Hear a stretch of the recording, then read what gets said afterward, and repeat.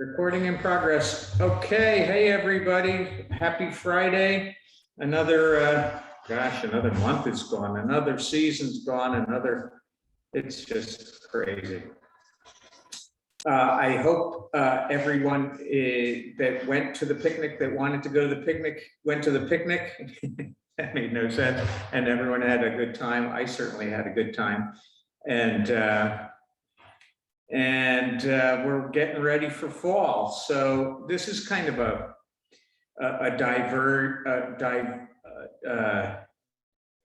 divergent video. It's just a look at some other oyster growing techniques that I went to France and looked at a bunch of different oyster growing techniques in France. The French are absolutely fanatic about oysters. So if you ever want to straddle up and be an international oyster eater, go to France, and we'll look at that. And then there's a trip I made to the Maritime provinces about oysters, and so we'll throw in the Maritime provinces and the other coast in British Columbia. There you go. So we're going to go ahead and start right there. So we're going to start on the Brittany Coast. So we're going to be looking at this region of France first, and hopefully some of you have gone there and know it a little bit. And no worries if you haven't. And then we'll move around. So you might have heard of Mont Saint-Michel and Cancale and this area in here that is actually quite famous for their oysters. And so there's a picture of Cancale, and this is all weirs and whatnot. And you're going to see a tremendous tidal change here and some beautiful areas. Now, here's the thing with the oysters of France, and actually most of the world, is that they culture the Pacific oyster. So now this isn't the French oyster. The French oyster, the indigenous French oyster, is the European flat oyster, which is Ostrea edulis. And this one is Crassostrea gigas. Our oyster is Crassostrea virginica, the eastern oyster. And this oyster, Crassostrea gigas, is the #1 oyster cultured in the world. And when I say that, I mean, it's a huge aquacultural product, almost on par. Well, I used to do a class at Dowling College in world aquaculture. And back then, the statistic was that the Pacific oyster, Crassostrea gigas, was the #2 aquaculture product, but I think it was by weight, so you have to add the shell. The #1 product was the Asian carp. So this oyster is cultured almost everywhere. One of the few places it's not cultured is the East Coast of the United States. We're not allowed to grow it. I don't think we would want to grow it. It's grown on the other coast. It's grown in California and Washington State and Oregon, and certainly all of France, all of Europe. I'm told that it's becoming the #1 oyster in culture in Australia, which is kind of interesting because they have the Sydney rock oyster and a couple other oysters. It's the #1 oyster, certainly in Japan, because that's where it's indigenous, but certainly in China, the Philippines, it's a big product. So this is the oyster that the French grow. They've had numerous oysters in culture that they've lost, and we can talk about a little bit later what happened to the European flat oyster. Oh, where did it come from? Well, I guess I had to. So in the 1800s, Austria Aegilis was overfished, and so in 1860, you got the Portuguese oyster, Crassostria angulata, and that was used for a while until it kind of fell apart. And so basically, and recently, Crassostria gigas, you see, that's not that long ago, 1966, that it was first being looked at in Europe. And again, why it was in British Columbia, that's a good question. Basically, what it comes down to is this: whenever some places lose oysters, they've got to have oysters. And they bring in an oyster and they try it until they find something that grows well. And gigas fit that bill for a long, long time. So this same thing happened on the west coast of the United States. Their indigenous oyster was the Olympia oyster, which is about this big when it grows. It's a tiny little oyster, and I can imagine that during the gold rush, they're like, "No, we need a serious oyster to feed all these people that are coming into town." And so they brought in gigas. It's just kind of funny because it's a little bit anarchistic. We're not allowed to grow a non-indigenous oyster on the east coast of the United States, but apparently on the west coast they don't have those laws, so they grow 5 different oysters that aren't indigenous. And Europe would maybe do the same thing if it wasn't that they have so many Pacific oysters in culture. So here's a picture of Cancale at low tide. And that looks like, that's like factory production. I don't know if we can envision that happening, certainly on Long Island. So, we don't have that kind of tidal variation that at low tide, you can literally drive trucks down. At Wellfleet, they do.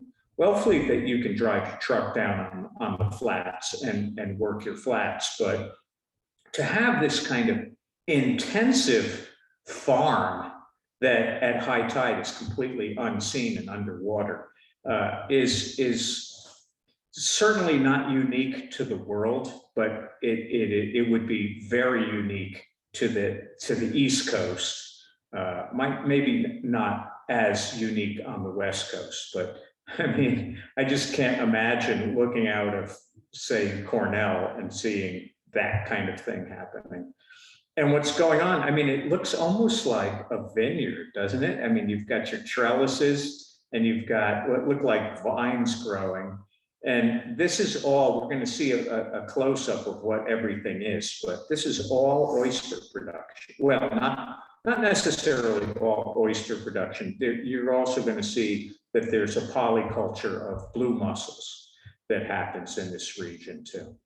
But here, what you see is rebar racks with these are kind of oyster bags. What would be called a Vexar bag is kind of the material, but your oyster bag, your plastic cage, if you will, and single layered strapped to rebar extensively along the flats. And so they're getting the tide, they get exposed to air every low tide. And some people say that really grows a nice hardy, hard shelled oyster. You can see the algae that is baking in the sun there. And that's about all you see. You don't see what we usually see when we pull up our oyster cages, which is about 26 different animals that have set on there, if you haven't been cleaning them. Spat members have been kind of obsessive about pressure washing now, which I'm fine with. But I mean, things are very clean. People that are keeping up with them, they're just spotless. And people that don't keep up with them, you flip over if something's floating on your line, and you haven't been there in about 3 or 4 weeks, and you flip it over, you see a lot of fouling. And here you're just seeing the top algae that's kind of laid on there and baked in the sun. So our Vexar bags and kind of in storage, and these totes that they have here. And oh, John Deere, I wonder where they got that from. That's not French. So good for us. We're selling oyster growers our tractors, but they have this awesome trailer here, an aluminum, looks like a boat, and they're quite loaded up. This actually might be a boat. It looks like there's a cockpit here. Maybe that's a boat. It could just be a trailer to bring this whole rig out to the flats.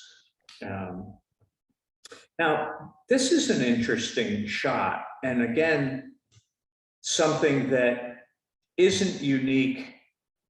This would be very unique to us. And what this is a depuration facility. So these oysters that are on this gantry are being lowered into these tanks that are depurating with either UV, probably UV light, and no chemical treatment, but a sterilization of the water process, so that these are being depurated, is what you would call this. And you're going to see where that plays a role in how they market these oysters. That is also very different from what we do. Now, I'm going to say something about this depuration here. We don't depurate our oysters before they go. So, I mean, I'm talking commercial, not us spat people. Our water, it doesn't, the oysters don't need to be depurated because they're coming from nice, clean water. Not that the French, somebody. No. Wow, that's cool. Did somebody mute? No, I gotta mute somebody. What happened? You know what? I have to get out of the room. There we go. So, oh, is that you doing that? That might have been my wife that made that funny noise there. Okay. So, not that the water of France is bad. It's not that they're taking oysters from polluted waters and they have to put them in these depuration facilities so that they can eat them. That's not necessarily the issue. And I'm going to say that isn't the issue, because I can't speak for how they're monitoring their water, if they monitor it the same way we do. They probably do. But here's an interesting phenomenon. We don't depurate our oysters anywhere on the East Coast of the United States. But, you know, down in Louisiana, and I was just telling this to somebody, John, I was telling this to John, who likes to go down to New Orleans in certain parts of the year. There are certain parts of the year where if you eat oysters in Louisiana, you can get very sick, and some people die from eating oysters in Louisiana because of two vibrios that are down there. Vibrio vulnificus, Vibrio parahemolyticus. They're bad news vibrios. If you read in the paper, they'll call them flesh-eating bacteria and these things.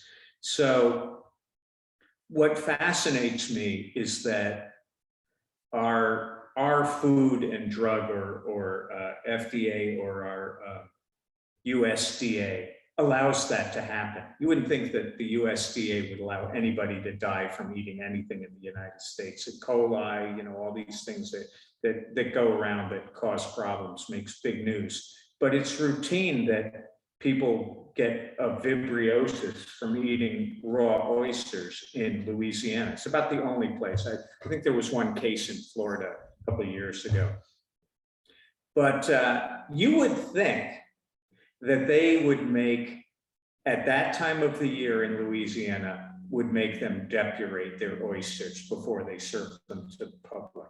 Now, if they did that, you can bet that there would be screaming and moaning up and down the East Coast that if we have to depurate our oysters, then everybody needs to depurate their oysters. So we don't really want to see depuration going on.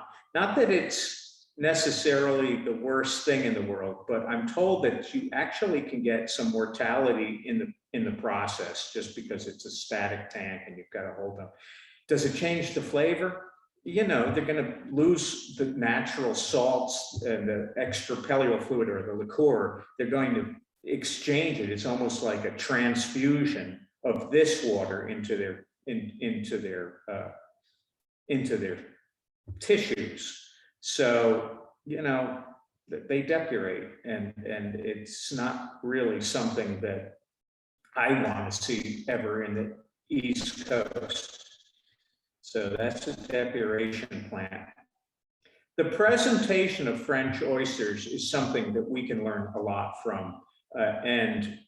This particular restaurant that you have this presentation, you're basically seeing what they serve at this restaurant: wine, oysters, bread, and lemon. So I went to a couple of these places on the other spot of France that we're going to go visit. And, you know, that was basically all that these restaurants had. They were for eating oysters, and that's the presentation. Always wine. You know, you can just barely get a glass of water in France. And if you're not a drinker and you don't drink wine, you're almost out of luck. And you have to kind of somehow try to explain yourself why you're not drinking a glass of wine. But wine, bread, oysters, and a beautiful presentation. And by the way, lemon is acceptable, but you'll never, ever, ever, ever see cocktail sauce. That's just unheard of. Mignonette, I mean, it sounds French. So I've never, in any of the restaurants I went to, I never saw anything but lemon that you could put on your oyster. And, you know, that's what they look like. Very green gill. I'm going to talk about that in a second. Very large oysters, and these are only, you know, 2-year-old oysters that are really quite large. So, you know, as far as the cost of the oyster, when you buy a dozen oysters, for the amount of oyster you're getting and for the cost, it's a better deal than in the United States. I will tell you that. It's cheaper to get a dozen oysters in these oyster regions at a restaurant than it is in the United States, and they're much bigger oysters. They don't do these little petite oysters. They like big oysters. This green gill, and we've seen this greening of the gills in our oysters, and some people get very turned off by it, and they're like, what's going on with my oysters? They're all kind of green gill. In France, you pay a premium for this green gilled oyster. They'll put them in ponds to get them to green up like this. It's from the algae that they're eating that turns everything green. And we have this routinely happening right in the Baconics, a certain time of year where they really green up. And at times it concerns people, but you don't need to be concerned. It's a natural event, and if you were in France, you would be thrilled to have your oysters turn green for you. Now, here's a typical oyster market, and what is really, to me, conspicuous. There's a couple of things that are quite interesting. So what you have is they're sold by a number, which is the size of them.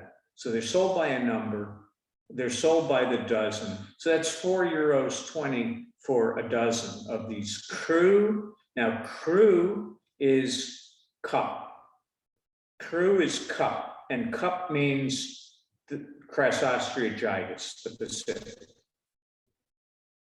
Plot, and there might be one coming up, plot, that is flat or plate, and that's the European flat oyster, which we can talk about in just a sec. I'll tell you what happened to their indigenous oyster in a second. So sold by size, sold by farm and by locale, and something very interesting here. There's a conspicuous lack of something here that you would never see happen in the United States. There's no ice. None of these things are on ice. They're in totes, which means one of, let's say, 3 or 4 things. One, they don't want to spend the money on ice and it's melting and they're going to, which might be the case. 2, they're selling them really fast. So they're sitting here in the bins and under shade and maybe not that hot, and they're moving them pretty quickly. But 3, and importantly, they've been depurated. And so theoretically, there's no bacteria. Heat, and what ice does is it keeps bacteria from doubling and doubling and doubling. So if you have a bacteria in your oyster and you heat it up, the bacteria divides very quickly, and doubles and doubles and doubles until you get a bad amount of it. So ice keeps that from happening. I mentioned the Vibrios in Louisiana. About 3 or 4 years ago, some of those Vibrios made their way up our way and were in the Peconics. And nobody died from it. I think a couple people got sick in Massachusetts or something like that. But because of that, they really changed. The regulatory agents got on that very quickly and pretty much demanded that harvesters change their handling practices. So in the past with our oyster, you could go out harvesting your oyster on a hot summer day and put them up on the boat in those orange baskets or whatnot, and just keep working and do that. You can't do that anymore. You have to ice them immediately and you have to keep them at a temperature, a cold temperature from the minute you bring it up on your boat. So that's to always avoid this issue. Now, avoiding the issue could be depurating, but that's their choice in France, that they depurate and they feel that they're all safe to eat, even without, and these are probably coming out of, they're definitely coming out of refrigeration. So you have a refrigerated truck, brings them up to the market, takes them out, markets them, and then puts them back into refrigeration. But they're not sitting on ice while they're being sold, which is quite fascinating. Even these, in the Peconics, there's a lot of folks selling oysters now on the side of the road. They're in coolers or they're in refrigeration. Again, our laws are very strict to keep the temperature way down. So here's this kind of designation of oysters. Plot are the European flat oyster. Now, the European flat oyster was the European oyster, and it's got a very broad, flat shell, very distinguishable from our oyster. And a lot of people know these oysters. You can go to certain places and you can get these. And a lot of people just call them routinely the bellon. Now, like champagne in France, a bellon isn't a bellon unless it went to Bellon to take on the nuances or the terroir of Bellon region. So that's a bellon, the European flat oyster from that has been freshened up with that water. Now, the European flat oyster developed an oyster disease that really knocked it pretty flat, kind of like the oysters of the Chesapeake getting flattened by our oyster diseases. Dermo and MSX have really limited the amount of oysters that are being grown in the Chesapeake, which used to be just a huge, huge oyster culture area. Well, so the European flat oyster took a very big hit. And again, when you're fanatic about having oysters, you're going to bring in an oyster so that it's plentiful. So that's where the cru came in. And so again, if it was angulata, it would have been the Portuguese cru, or the Japanese, or the Crassostreachitis. And then the numbers, again, calibrated from 0.00 to 6, with the smaller number is the larger size. So that's where you're seeing this number 1s, number 2s, all the way down to, or 0, 0, 0, all the way down to 6. Oh, hold on. And then you have fin spécial, fin de clair, spécial de clair. These are all basically, let's say, enriched oysters. That the French are hyperactively developing that terroir and marketing as such, as we should. We should be doing that. We should be absolutely grading them to the kind of intensity that the French do, because we do have the nuances that would allow for that. What's really going on, I think, more in the United States, and this is true of France too, but is boutiquing the grower. So Widow's Hole, Oyster Ponds, Yennecott, and then on the East Coast, Malpec in Canada, the Beausoleil, all of these oysters, Wellfleets, and Moonstone was a big one when I was going to grad school. Skid Row's oysters was the Moonstone oyster. He was one of the first people to dial in on boutiquing an oyster by a name and selling it at top dollar because it was a Moonstone. And so if you go to, I guess I told the Grand Central Oyster Bar isn't open anymore. But if you had gone there, and we should be doing the same thing, where you can straddle up to an oyster bar and there are, 26 different oysters on the menu.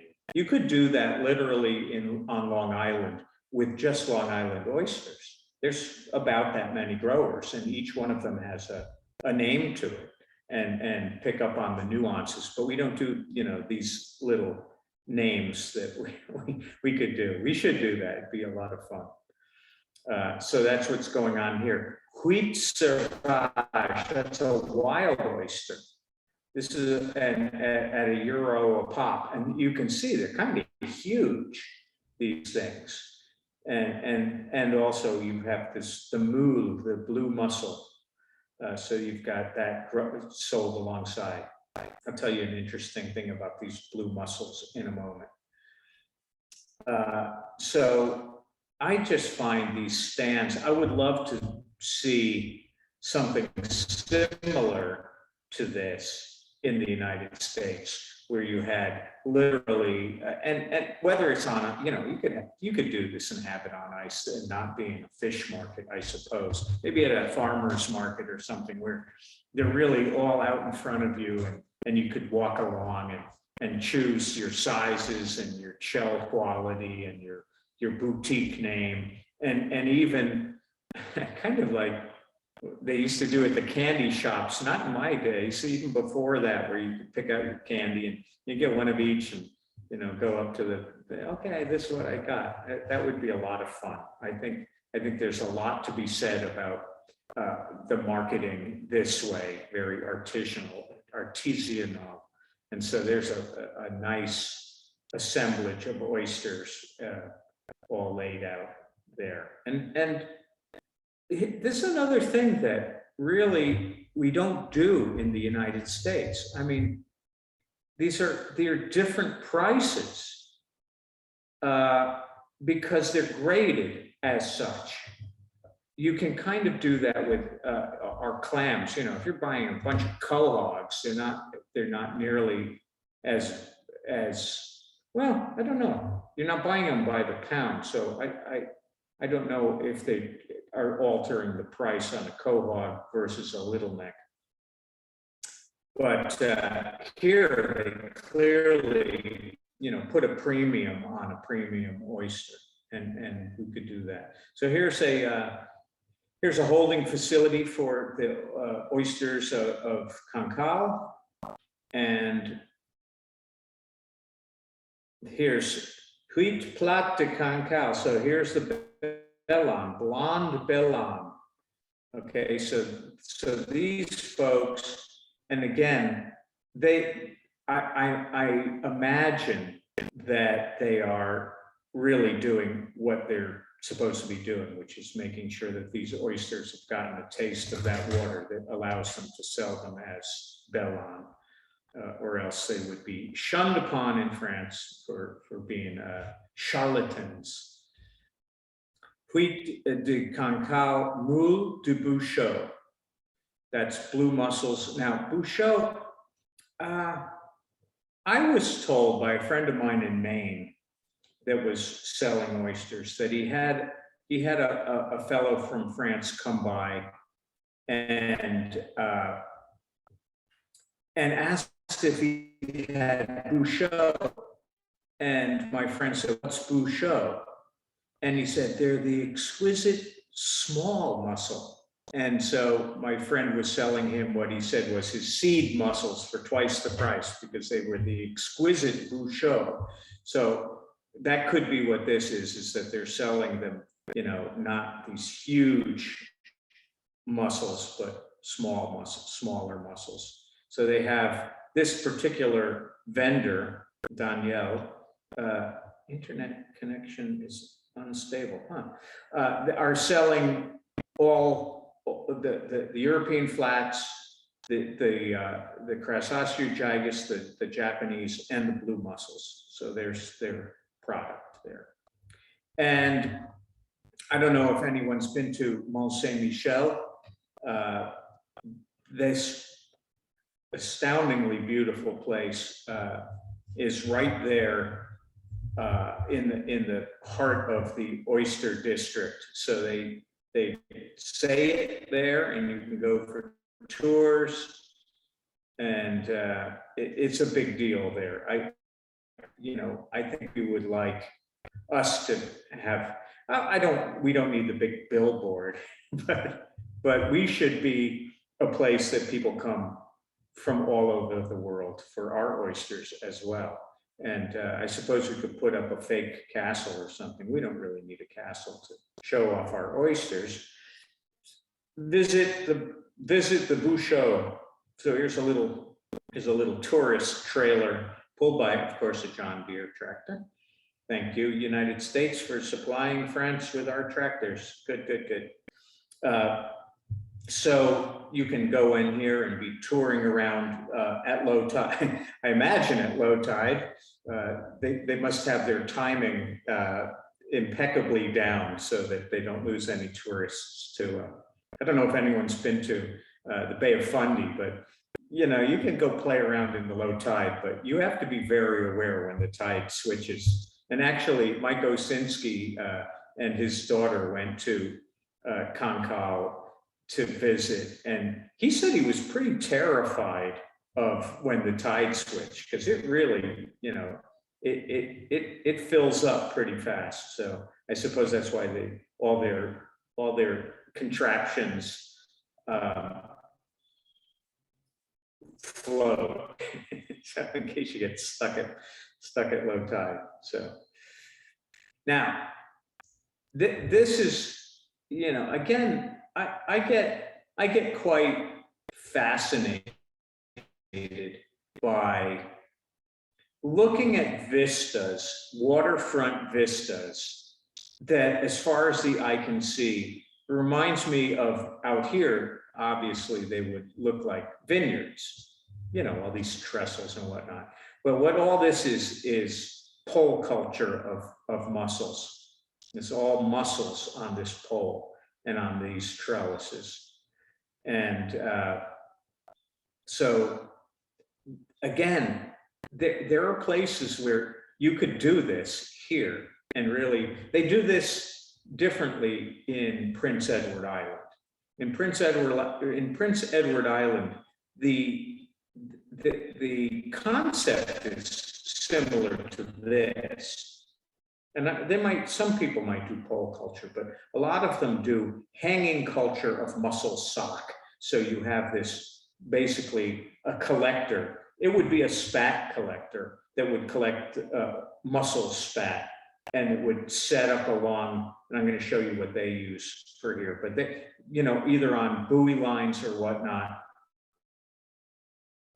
hanging suspension of spat collectors, catch the spat of blue mussels and culture them that way. So what they're using here is you take the pole and you attach these mylar strips and just, you know, maybe staple them or tie them up to the pole and wait. And this is interesting. It looks like there's a barnacle set here. It always also fascinates me when I see these pictures, and everything like here looks so pure. It doesn't look like there's anything but blue mussel, where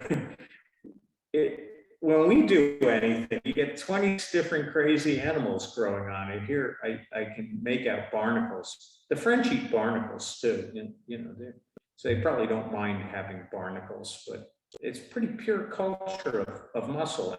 I love this because, you know, if you want to be creative, you can make topiaries of this spiraling, and that's a pretty well stocked pole of mussels right here. I mean, that's, I guess it's almost like it's almost like a shrub that is filling out to be, you know, full like this. I love this boat here. We should get one of these boats. Nice aluminum boat. And if you miss the tide, you can float. But if you in low tide, you can use it like a truck. And it's actually got a knuckle boom crane on it. This is a fine craft. I don't know what that fine craft would cost, but we should write a grant and get one of these, just so we can drive around downtown Southhold during parades and just, you know. What's fascinating about this, I love this. This trestle here with all these bins is a holding station for harvested blue mussels. So let me back this up again. Let me back up again. So that starts out as a boat. The boat goes out, picks up the mussels, puts them in the totes, drives them along. Here's the knuckle boom crane that can pick up such a big full tote of blue mussels, and then shove them in these holding trestles, which are going to be, you know, freshened up every tide. And then you can go and harvest them, pull a whole crate out and bring it off to market. and pretty neat, storage. That's Mike Patricio at Mont Saint Michel with the little blue mussel here. And there's a funny little poster showing a blue mussel attacking, what is it? An oyster drill. Oyster, the snail with a drill, drilling a hole and killing this. So they have the oyster drill as well, bad little predator. So now what we're going to do is we're going to fly over to the Mediterranean side of France. And so just to get your bearings straight, Max, my son is coming to my lecture. Hi, Max. So this is, and I went with, oh, do I have chatter going on and send feedback? Okay, I haven't been paying attention if anyone's sending me. There's my son, Max. Hi, Max. Hello. So we're just flying over to the Mediterranean coast, where I went with my mom, Max's grandma, to tour this part. So Cannes, where the film festival is up over here, Sept and Brunswick, and Perpignan. And as you went down here, you would start to get closer to Spain. And if anyone goes here, I highly recommend this trip. It's a beautiful trip, the Mediterranean. I went right after the holidays, so this whole beautiful Mediterranean coastline was pretty much empty of everybody. I had the place to myself, and used to bike from our little place that we were staying about 10 miles every morning to the beach. And but we went to look at oysters, among other things. And again, oh, let me back up and just show you an interesting thing. So here's their main highway, and it goes all the way up to what's that, Cannes, and this area here. And this would be considered their main highway. What's funny about their main highway is it's much smaller than like the LIE. It's maybe 4-lane, in both directions, 2-lane in two directions. And notice that you get these branches off into what are basically, barrier beaches, kind of like Dune Road, and with these embayments in the middle. So mainland, let's call it a what do we call that? Kind of like a spit or a barrier, a beach, and a pond. We'll call that a pond. So you have one here, you have one here, you have one here, you have one here. And so that's going to get your bearings when you see the pictures here. So looking at this is the mainland up in here. This is the pond, and we're on that barrier spit road looking out. And as you're looking there, you're seeing all these contraptions in the water.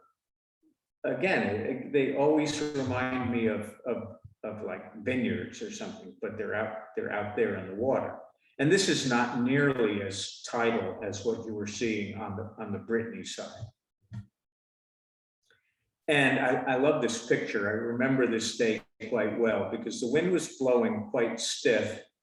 There's windmills all along the mainland, all going like mad in the wind. White caps, all these trestles. It almost looks like a train. This looks like a train going over, tracks, but that's not a train. and these are not tracks. And this day, I didn't get a picture of them, but there were a bunch of windsurfers or Mistral, you know, they were out there boogieing along in this great wind, paying no mind to all of the obstructions that are here. And so we came along and we're touring this and we're looking until we came to the Musée de Tetrault. And what is that? It's an inlet there, and it's a museum for basically all about oysters and the culture of raising oysters on the Mediterranean side. Oh, and as a little, I digress for a second, but there's a book that's a good read, and it's from the other coast. We're just on the Brittany Coast, called The Oysters of Loch Maria Care, that talk about on the Brittany Coast of the whole community coming out and putting Spat Collectors tiles and whatnot and catching the wild oyster set and culturing them up. And it's a historic battle in 1950 or something, but that's a cute little read. So we go up to this musée, and here are some of the boats, the oyster boats that they use, or used rather. These are not in use for oyster culture now. These are part of the museum. That's why they look so neat and clean and well painted and untrodden upon. This was back when Spat was building all kinds of boats, so I knew my boat builders would like these pictures. You walk into the museum and you're touring around, and I just love this. Just love this display right here. So it's a display, and it's got the little, you know, it's got the little labels up here. And basically, if you were to come off the street and you walk in there and you're looking around and you're looking at this thing, I suppose you might figure out what the heck is going on here.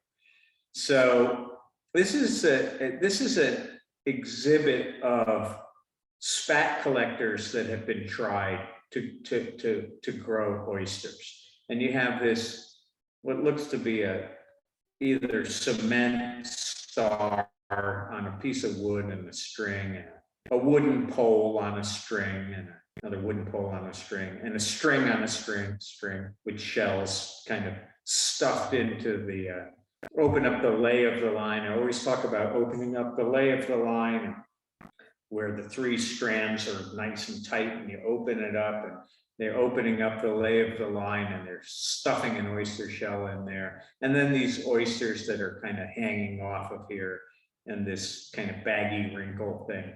And you're looking at this and saying, oh, this must have been from like the caveman days or something. Or, you know, this must have been, you know, back in the 1700s or, you know, something like that. And say, oh, that's really fascinating what they used to do. Well, okay, so here we go.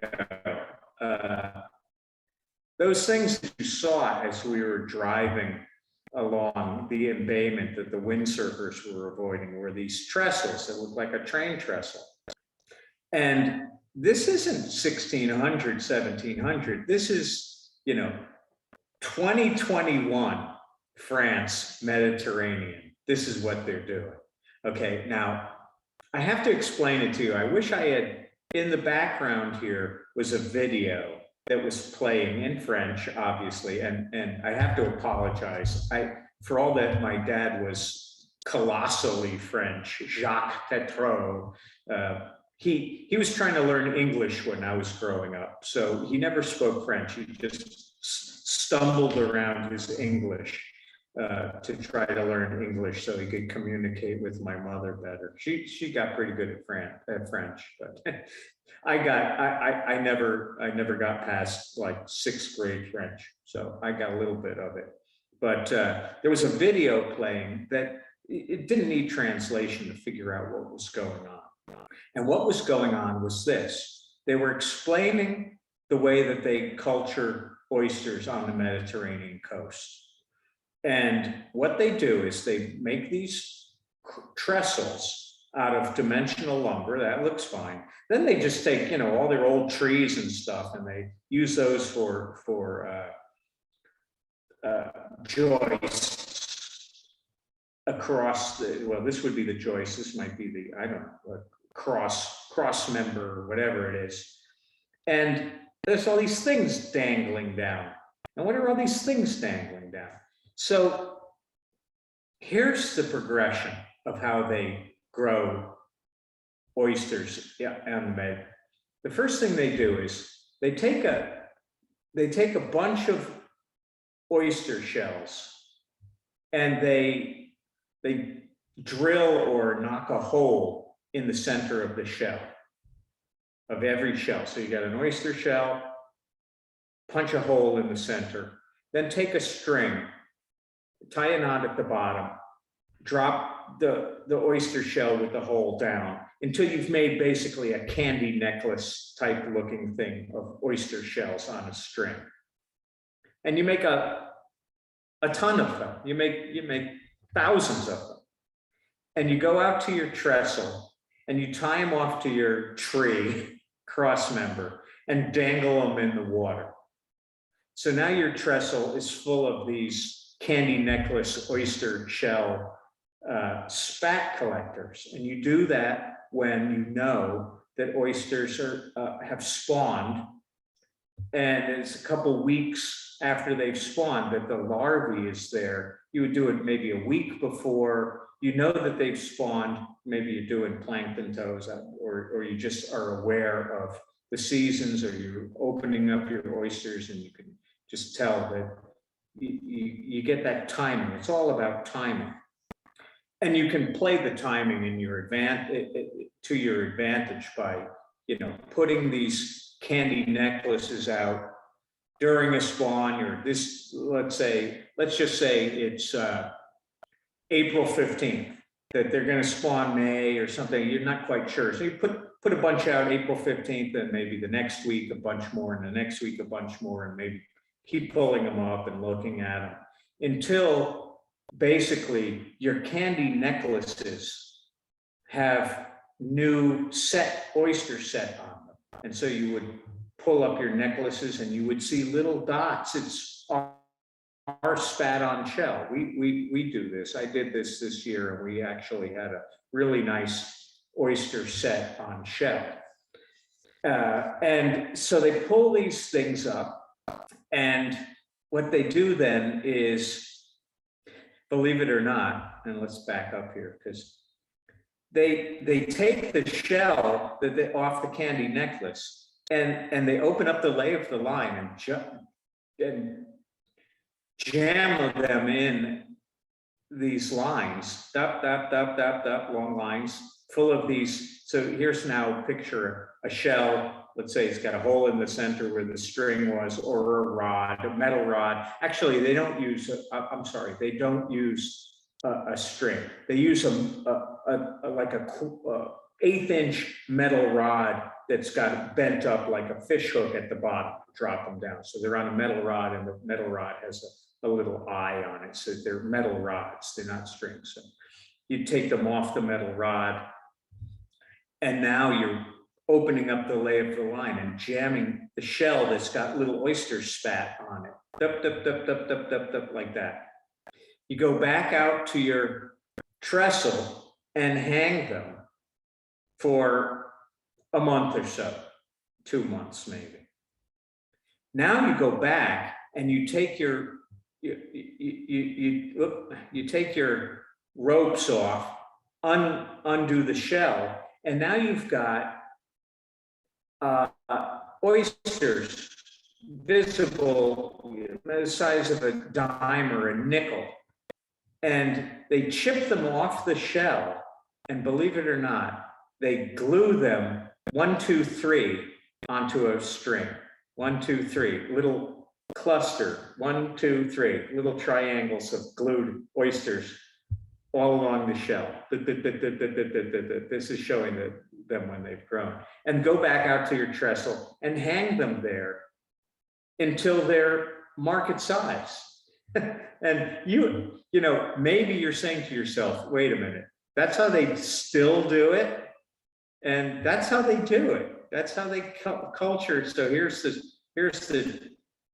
string of the shell through the lay of the line. Here's the market oysters that have been glued to them. And then, so I've always wanted to do a little bit of this and compare the difference between waiting for these strings to grow a market oyster and how much labor was involved in all of this versus what we do, because they might look at what we do and say, well, look at that guy's going over to a cement mixer with his oysters and putting them in there and tumbling them and putting them in bags and sorting them. And that's crazy amount of labor.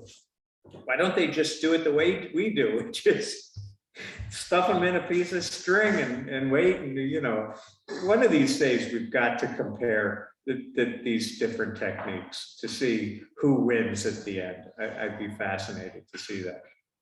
I took this picture for our boat builders. That was the little oyster boat, and they had all these nice little dimension things, a nice little display on their oysters under sail. We've got great history with that in our area, including Long Island, New Haven, the New Haven Sharpie, and the Chesapeake skipjacks, and all these great boats that were designed for oystering under sail. Again, the presentation. Now, this is the presentation in a restaurant that's my mom's, Max's grandma's arms there. Now, what's interesting about this, first of all, you get a good perspective of the size of these oysters. Also, in the center are blue mussels, and they're uncooked, they're raw. They serve those raw too. And I've got to say, now this is a very telltale picture in a way, because here's a dozen oysters that my mom ordered, and I see that she's eaten one. Okay, I ordered a dozen too, and between the two of us, we couldn't finish 2 dozen oysters. I ate the blue mussels. I enjoyed the blue mussels more than raw blue mussels. I enjoyed more than their oyster. I could not develop a taste for this oyster. It's just does not taste the same as our oyster. It's a very, very marine tasting. I don't know what it is, including oysters that you get on the West Coast of the United States. Gigas is a different oyster, and maybe I could develop a taste. I remember being at the Billion Oyster party, and there was growers from the West Coast serving their oysters, and growers from the East Coast, including a lot of our guys from the Peconic. And I went up to Matt Ketchum, who grows Peconic Gold. He was serving his oysters. And I said, well, I don't know. I just can't get a taste for these crass oyster gigas. And he says, oh, I think they're great. I love them. So go figure. I guess it's just an acquired taste that I haven't. And you know, to this day, I've never again eaten a raw blue mussel, but I think it was just such a relief to have something other than this oyster to eat. And remember, I wasn't drinking wine, so they didn't. I don't think they had even water there, so I was sucking on lemons and eating raw blue mussels to get my palate cleansed, and eating their bread. So, but here's the great thing. So you go up to some of these facilities along that Mediterranean coast, and you drive up, and it looks like a strip mall of this, and this. Each one of them is just a place to eat oysters. Okay, this is industrial strength oyster eating facility. Tables, the farm, next to another farm, next to another farm. You go in there and you eat oysters. So we went to this one, farm number 33. Aquarium is the aquarium. That's their telephone number. That's their farm. or there, you go in there, and there's the back of it, and here's their trees that for their trellises that they're hanging down, a bunch of their ropes. They do have Vexar bags because they have to harvest these things and depurate them. So they've got some Vexar bags for holding. And it's a working waterfront. I mean, it's pretty cool because there's their modern boats that go out into the ponds to go harvest, bring them in, depurate them. And so that's the processing and the shops. And there on the other side is where they just serve them. And now, again, no ice. Here's tanks that you can see bubbling up because every, it must be on a timer or something, but every couple minutes, the compressor goes on. It's, no doubt it's pressure. The pressure of the compressor goes up and it shuts off, and all the air goes through the tank until it gets to a certain pressure, and then it goes on again. So they're aerating these oysters in water. This isn't a depuration. This is just, they're holding them in water and aerating them. And here's your shuckers. See this guy with the platinum hair, very red fellow. This guy came in. This was the second restaurant we had gone to that day as we're touring along. We already got a dose of the first dozen, so we only ordered a half a dozen each to try to pick out the nuances of the last place. This guy walked in, and he must have ordered what was the equivalent of the Frenchman's platter, because he was alone, and he ordered this thing that came out that must have had 2 or 3 dozen oysters on it. And he sat there alone, he ate them all, and pretty sure I remember him ordering more after that. And these guys in the background were shucking like mad. And I gotta say, I watched them for a while. They didn't look like they were very good at shucking oysters. They were cursing in French and kind of struggling with. I love this guy, because if this guy doesn't look French, nobody looks French. I mean, he's got the French look going here. And he's opening, he's got his black turtleneck in the French thing. I can't remember who he reminded me of, but French guys and gals shucking oysters. And now I love this too. If you can't make out what this is an oyster vending machine. So you can go in to these vending machines, put your money in the slot, and get your oysters in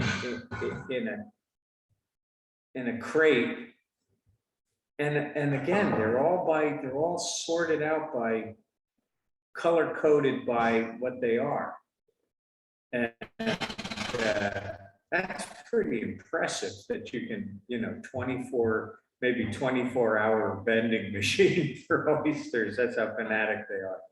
And these are, I believe, are not shucked. They're just crated up, and you still have to open them. Oh, and by the way, I think I got it. So here's the guy stocking the vending machine. Here's the restaurant we went to in the town that was like set up for just touring and eating oysters. And that was about the only thing on the menu. And it is beautiful. So that says hotel for the eating of shellfish. And here's the trestles right off of there. And what was funny is I walked out to the banks here, and all along the banks was all wild oysters. So you might say, well, why are we sitting in a restaurant paying for oysters when you could just go to the banks and chip them off the rocks and eat them? And it's because that's not what you do in France. You go and you sit down and have the presentation like we did here. Now, what's also interesting about the presentation is, this is really strange. Oh, notice my mom wearing her Spat hat. In France, they pop the top shell, but they do not cut the oyster off of the shell. they leave it attached to the shell. You have to kind of figure out how to eat that. You can't slurp an oyster down the same way in France because it's still attached to the shell, which you might think to yourself, well, that's weird. That's why they give you well, that's for putting the butter on your bread, but you also have to cut the mussel off. And I'm told that the reason is that the French want to make sure that that's the oyster that was grown in that shell, that nobody's got a can of oysters and are putting them on recycled shells. Maybe they thought that that's what we do in the United States, but that they don't clear the meat in the adductor mussel on the cup side in France. Kind of funny. So there's the presentation, beautiful. And no matter how many pictures you see, you're always going to see a similar presentation. Wine, lemon, bread. What's that? What is that? I don't know what that is. Maybe that's mignonette. Okay. Okay. That's two very distinct oyster techniques in France. Very kind of not as recognizable as what we do in the United States per se. So now we're going to go. I got a call a bunch of years back, 2008 apparently, maybe. When was it? 2008. I would say maybe 2008. I got a call from somebody in the Bredor Lakes, and this is Nova Scotia. So here's Cape Breton Island. If you ever want to do an amazing road trip, drive up through Maine and into Nova Scotia. You can go to Prince Edward Island by ferry. But you can drive into Cape Breton Island, and it's just astoundingly beautiful. The only thing north of that is Newfoundland, and so it's north. It's very north. And here's the Bredor Lake. And so you can see an inlet here to the Bredor Lake and an inlet here to the Bredor Lake. And the very thin inlets, they have an adage there, whatever enters the Bredor Lake stays in the Bredor Lake. So keep that in mind for this. I got a call from them. They were very interested in possibly starting a spat program in the Bredor Lakes, because they'd had an issue with losing their oysters to a disease. So they had a forum, and they invited me up to give a talk and a tour and whatnot. So I'm going to show you that. So here's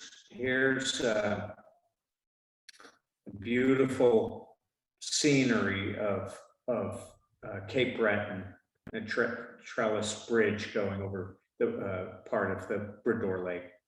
I saw more bald eagles than I saw humans out there.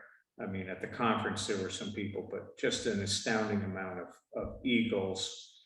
And the coastline, just, for miles and miles and miles of pretty much nothing there, but coastline. Except you go around the corner and it's like, well, what's that? And this is the only factory on the Bredor Lake, and what it is it's a gypsum factory. They're making gypsum, and they make sheetrock and things like that.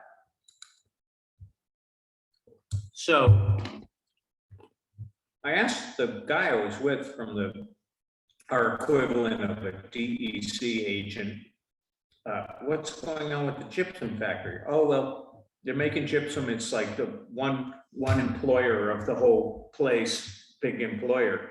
And what ended up happening, I found out, is that they would sell this gypsum by ship, would come into the Bredor Lakes and pick up the gypsum and then motor out. And what they were doing was, you're supposed to dump your bilge water offshore and then enter, but a lot of these captains didn't feel it was safe to do that. So they come into the Bredor Lake, they jettison their bilge water, which was their ballast water, load up with gypsum and motor out.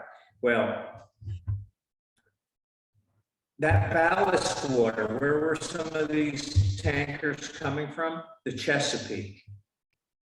And so that's where they got MSX from. I guarantee you that's where they got multinucleated spheroid unknown, otherwise known as Haplosporidium nelsoni, which you don't want in your waters because it kills oysters like no tomorrow.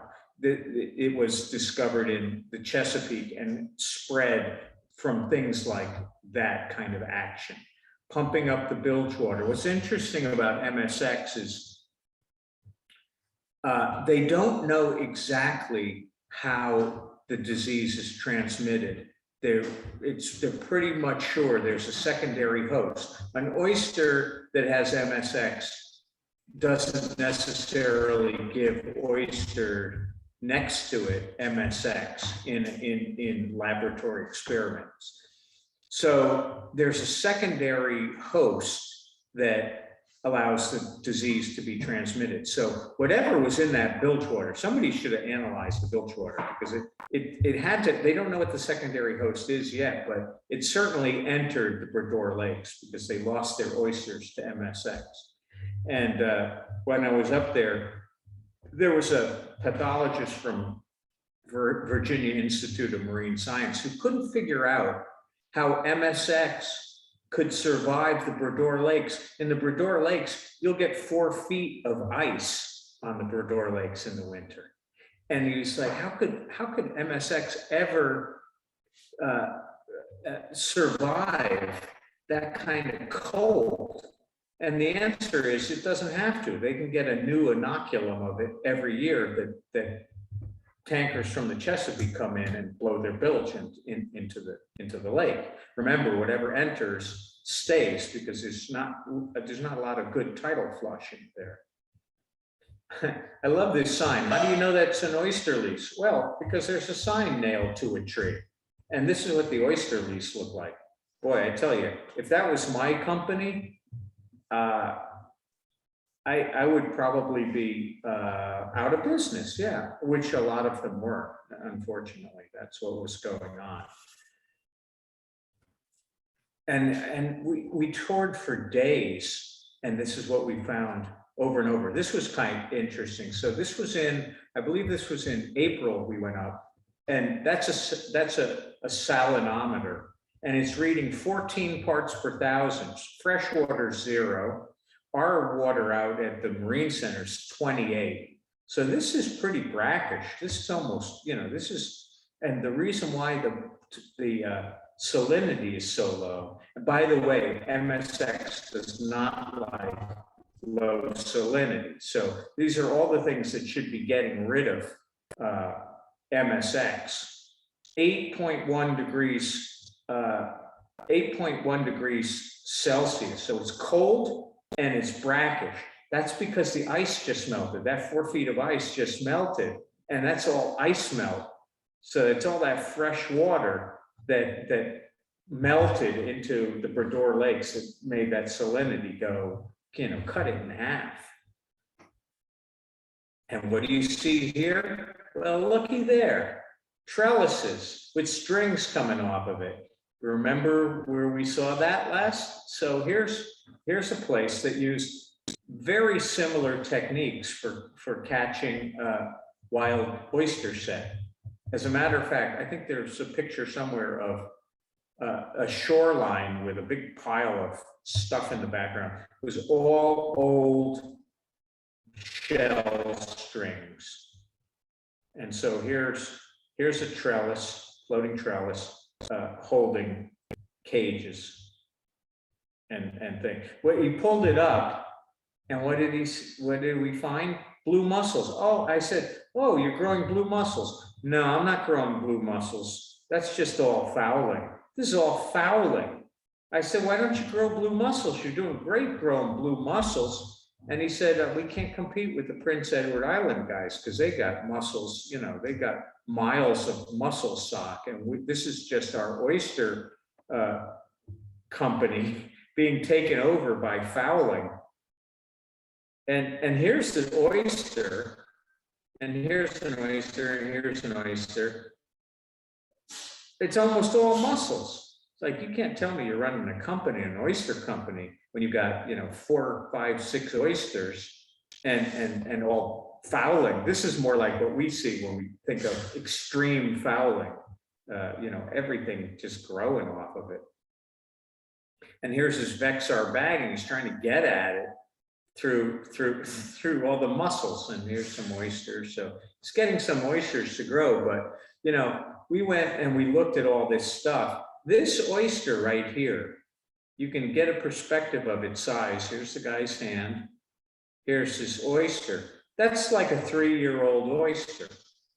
They grow remarkably slow because they have almost no growing season, and they're fighting this disease pressure and all this stuff. And they've got these little oysters that they just can't get up to size. So there's some cluster of oysters.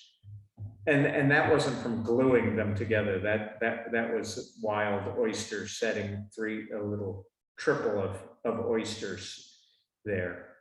And this fellow that was showing me around, here's his bag of oysters. Great fellow, but very sad because he was in the throes of losing his oyster company. So he had these oysters in the Vexar bags. And again, these were, you can't run a company when you've got a couple bags of those. And again, there's a 3-year-old oyster. It's like, what are you going to do with that? That's not what they were looking for. So we would tour along and we'd see all these floating contraptions, but nobody working them. It just basically abandoned and abandoned and abandoned everywhere we went. This was a sample he took and he dumped it out, and it was just so depressing because there was like 4 live oysters and just a lot of shrapnel and more abandoned trestles. And I think there was, you know, these were all different farms that were operable, including a First Nation tribe that we're going to see in a moment.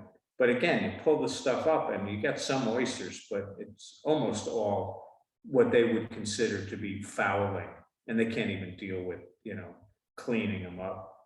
Look at that. Now that's something that we would recognize as being a lot of fouling.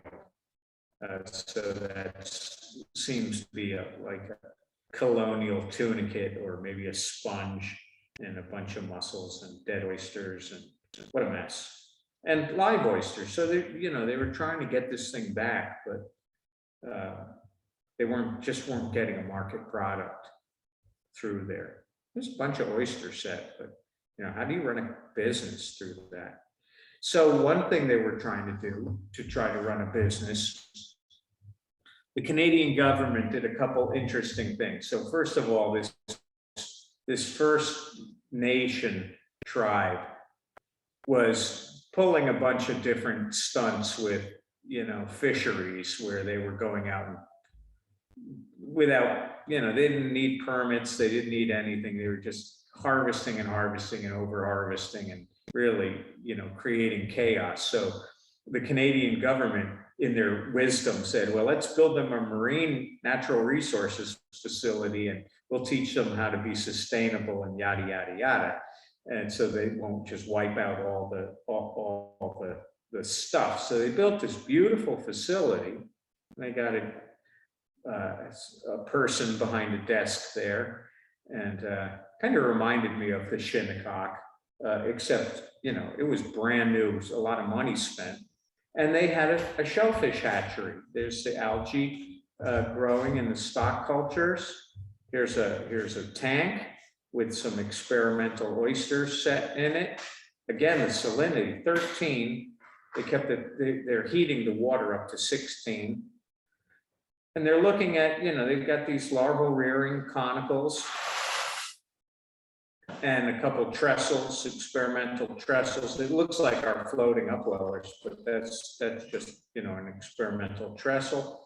And a laboratory with different tanks, and they're setting oysters on Vexar and running them. So here's tank 1, salinity 10, temperature 20, doing some experiments. Sounds great. Okay, everything's good. You got a hatchery. In the back of all this is just all the gear piled up. That hatchery never produced anything and ran for a couple years, and that was the end of it. The guy kept calling me up and saying, you know, We can't produce any seed. Nobody's funding us. We have no more research projects going on. We can't buy seed. You know, the law for buying seed is you can buy seed on the East Coast of North America as long as you're buying it north to south. So when you live next to Newfoundland, there is nothing north of where you are.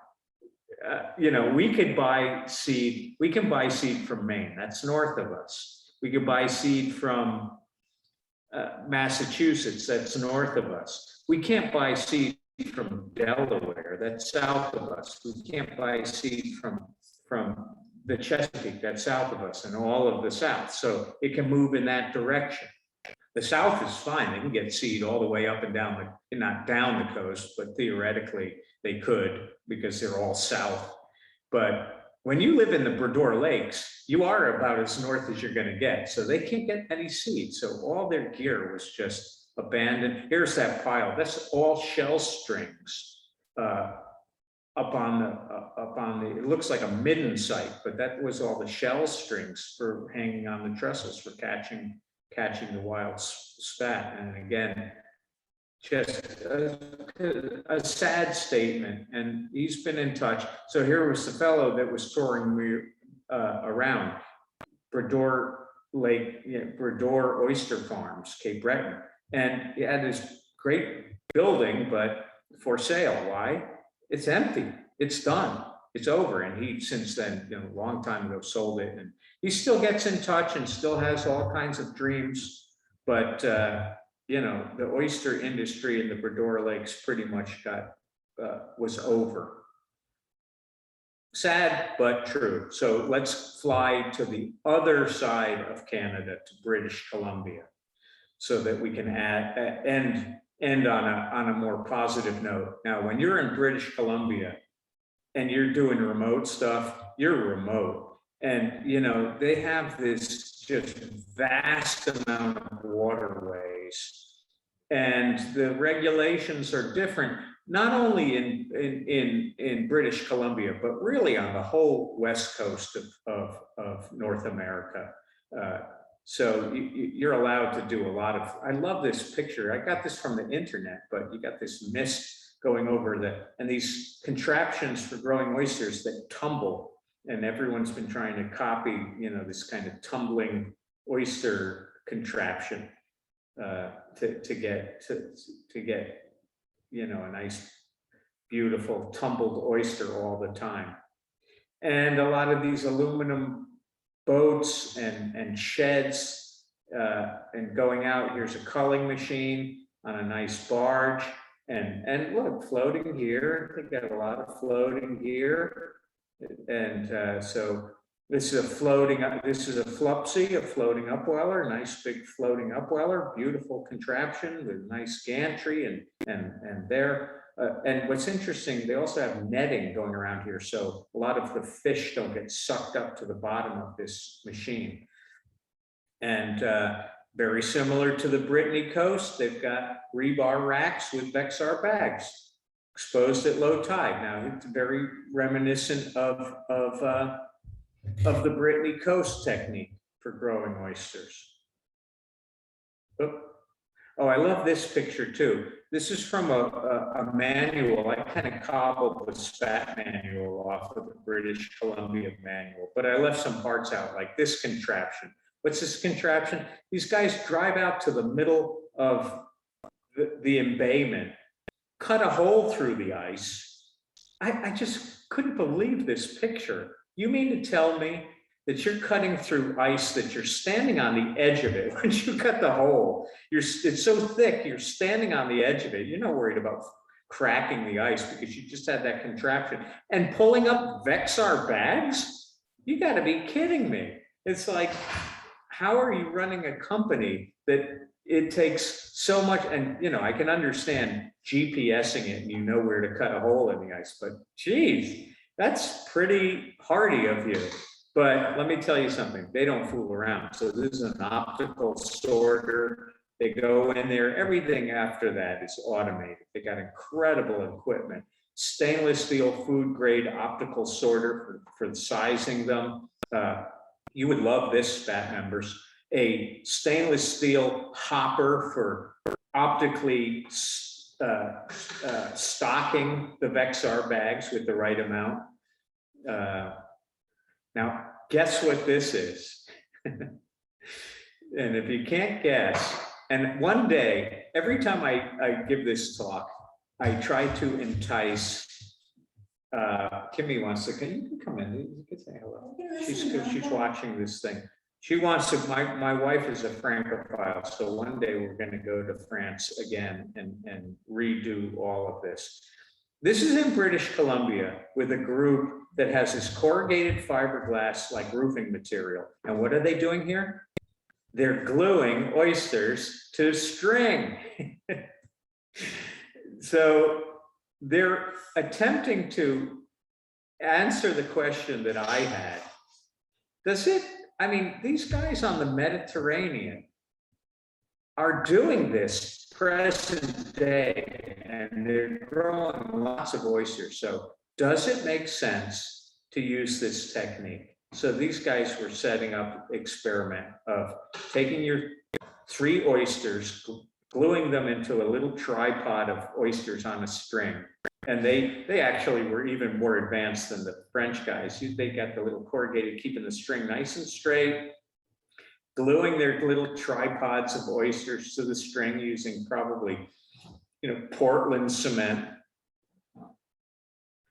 And nice and neat, doing that, letting the cement set. Now you get your 3 little oysters glued to the string. You're gonna hang them from your trestle and look to see how they do. And what's also interesting is they also came up with a, instead of dangling them, having them close to the surface on these buoy lines like that to see if there's a difference in, or either if there's a difference, but now that I'm looking here, it looks like it's very shallow water.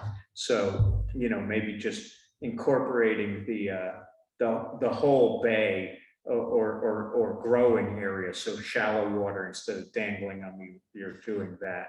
So I would love to try this just for fun, a little bit of French Mediterranean style oyster culture. So on that note, I highly, hold on, let me stop sharing that because that's done. And I will open it up to any questions. You can turn your video on, you can turn your mute on. If anyone's still here, I think we still got some folks here. And so I highly encourage folks to go to France, go to places that have oysters. If you go to places that have oysters, including Maine, there's a spot in Rhode Island. Let me know if you're going on a trip where you're going, your West Coast, places that you would like to go sample oysters, because I'm going to tell you something. After I've been doing this oyster thing for 32 years. Okay. So in the 32 years that I've been doing this, I've met people at conferences and in travel and just kind of here and there for many years. And so we have all kinds of really awesome connections. You go to Hog Island Oyster Company on the West Coast of the United States and California and whatnot. The guy that runs that, John Finger, was from Maritime, and he knows Spat and he knows Cornell and he knows all these things. So if you're going to go there, you got to drop your name and your affiliation, because if you go to Rhode Island, you've got to go to Matunic Oyster Bar. It was voted top 10 oyster bar in the nation, and that's Perry Rasso. I went to grad school with him.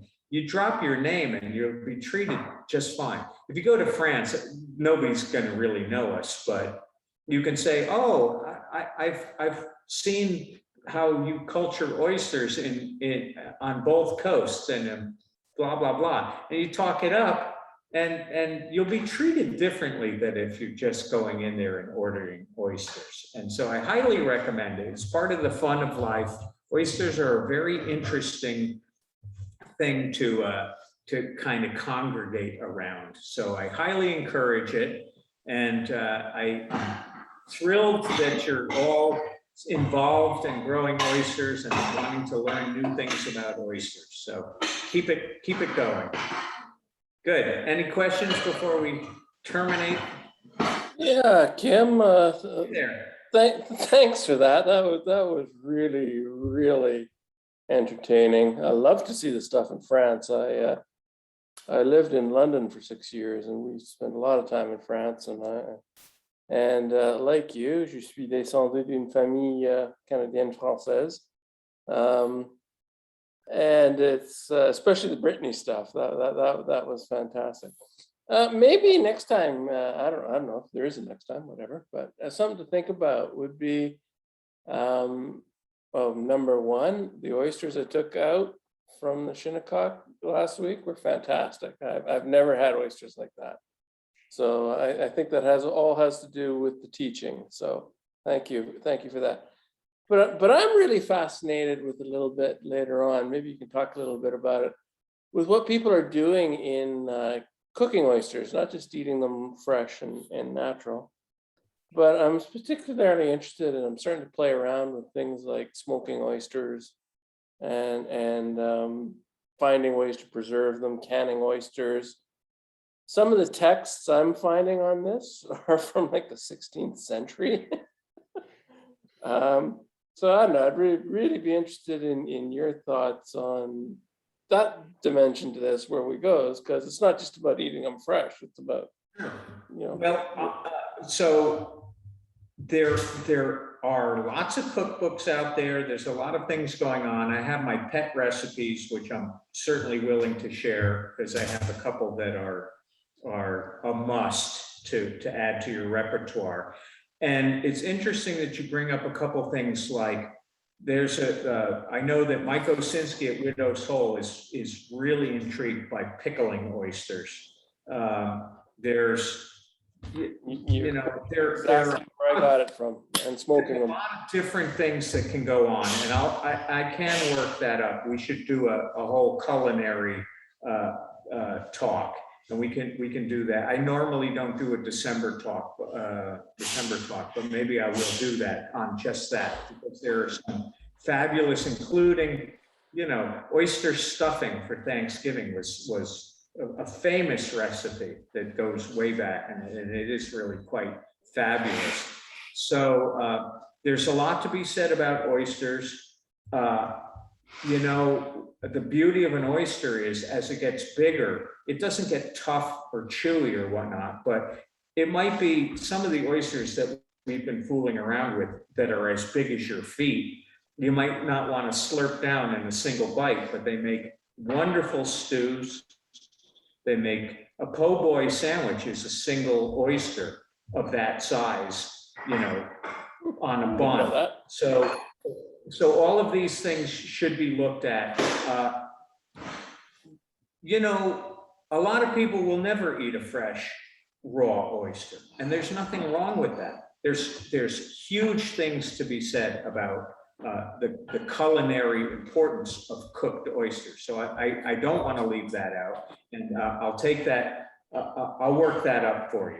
We also have the Spat cookbook that you can only buy it now on, like thrift books or Amazon. I found a couple of them. We had 4 printings of it. Maybe we'll come up with the new Spat cookbook. I have a couple of copies, maybe I'll just Xerox them. But I'll keep you posted on the cooking elements for sure. Good. Anybody else? Good. Now, what I would suggest on that note is we all go and we eat dinner and have an oyster in there somewhere. I know I've got oysters somewhere in this house. I'm going to go look for them. I think they're in. Oh, I've got tiny oysters upstairs and colossally big oysters in the downstairs apartment. So I'm gonna practice for the talk on cooked oysters. Beautiful. Good. Everyone have a great weekend. Thanks for coming. Stay in touch. Thank you. Good. Have a Thank good you. one. Bye-bye. Take care. Bye now.